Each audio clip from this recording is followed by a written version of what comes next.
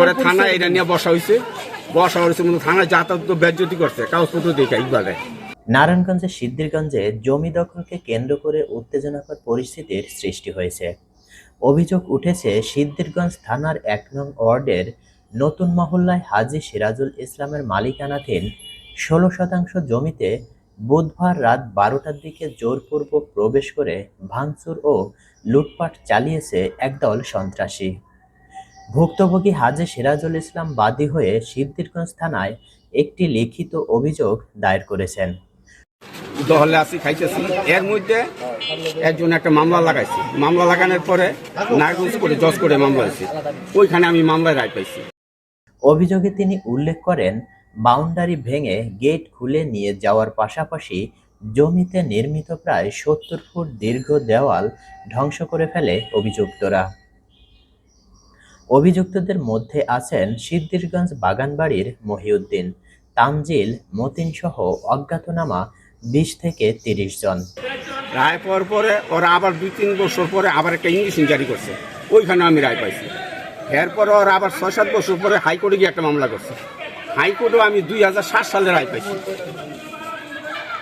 ২০০৭ সালে রায় পাইছি। এই হাইকোর্টের রায় পাইয়া এই আমার জায়গা আমি চল্লা খাইতেছি করতেছি। অভিযোগ অনুযায়ী এই দখল চেষ্টার পেছনে সিদ্ধিরগঞ্জ ২ নং ওয়ার্ডের সাবেক কাউন্সিলর ইকবাল হোসেনের ছত্রছায়া রয়েছে।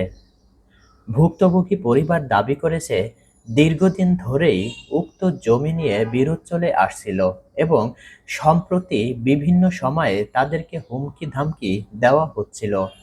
এর মধ্যে ইকবাল আইয়া ওই করতে বলে কি বায়না করছে, ওই আমার লোক যারা মামলায় হারছে মামলা কইরা করতে ইকবাল আইয়া আমার করছে কি ৫-৬ মাস আগে গেটটা রাত্রে ছুটাই নিছে একটা বাজে। পরে থানায় এটা নিয়ে বসা হয়েছে কিন্তু থানায় যাতায়াত বেজ্জতি করছে কাগজপত্র দেখে ইকবালে।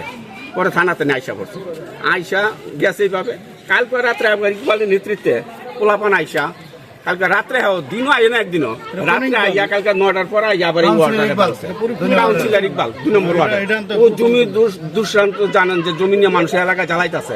অন্যদিকে অভিযুক্ত মহিউদ্দিন বলেন, এই জমি আমার, কে বা কারা সেখানে দেয়াল তুলেছে, আমি শুধু নিজের জমির দেয়াল ভেঙেছি। সিদ্ধিরগঞ্জ থানার অফিসার ইনচার্জ শাহিনুর আলম বলেন, ঘটনাটি আমরা গুরুত্ব সহকারে দেখছি, উভয় পক্ষকে আদালতের সিদ্ধান্তের ভিত্তিতে চলার অনুরোধ করেছি।